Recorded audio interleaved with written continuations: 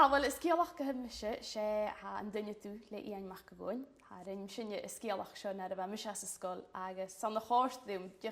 Stel mar a ha scialach hanne li gín se cúsgút a ha gín se go leor son go bhfuú na lévetid ha déanamh tóir smúneach. Agus go bhfuil scialach mu dhéin dá character a mi crit sinne bheith abhaisteach go leor as na hélein, caileach agus an nóis an duine tú a tín leis a bhaneid sa roichstú bhí a chan ní stúricht bhí. A cha caran cúteach gas a stódi, a sin tín go tíag na sceols, mar go bíag duine tú a fallaf, a sin feichtin go bhfuil dá character go má önranach. Ach nach chuile stocha stéchte as na hélein, mar a bheith mis dúla doiseach nar a léh mías me as a scóil. A sin feichtin go bhfuil glasig doris as téag an duine fácal, sa he fallafid a dráid sa busichin mór an slútaine déorse, sa nósin spúneach stoch gar an sa bhile bhóra hai. Agus go bhfuil se fedach gin socha önranach leis nachteach a túcal an henach nó nach lí eolach is duine a roiis stocha dúlí duine le tíine stei. Go bhfuil duine tú a héin önranach he an dúich céin, he roich ha stú uitach ar son ha beollant í neanamh.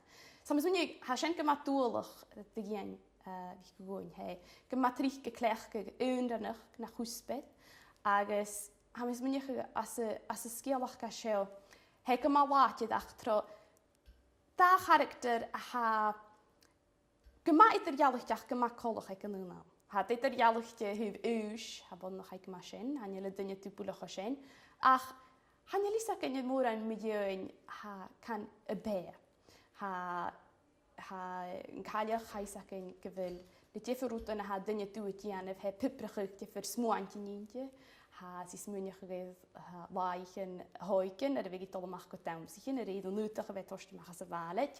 Agus cúteach caisin feichcin go bhfuil cúteach na pís an útiche tost a háibh na cúines. Caisin feichcin go bhfuil differútan an mar go bíag stoile heag éonmach gúin ha tóir saolainn an. Sa heag cléchú rútan ha go mátar ar son gealamh i dhéanamh.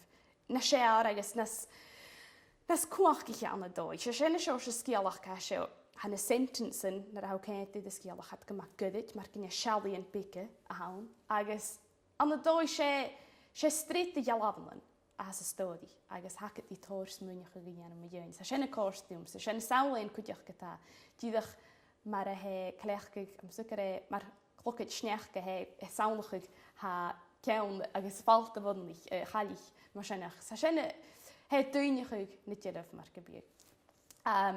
Rút éile chóirstúm me dhéin ha scialach go seo te díadach ha mar hús me bhile he tóirsteosta bhí smúneach ha smúne dú tain súiltí ha ga fácal önranach nó súiltí tachast na bé. Agus sinna am cre cinne sin stoile ha go má dúlach de dhéin bhí go gúin. He ar sons go bíú smúneach agus go bíú caran a cúide se stódiú hain.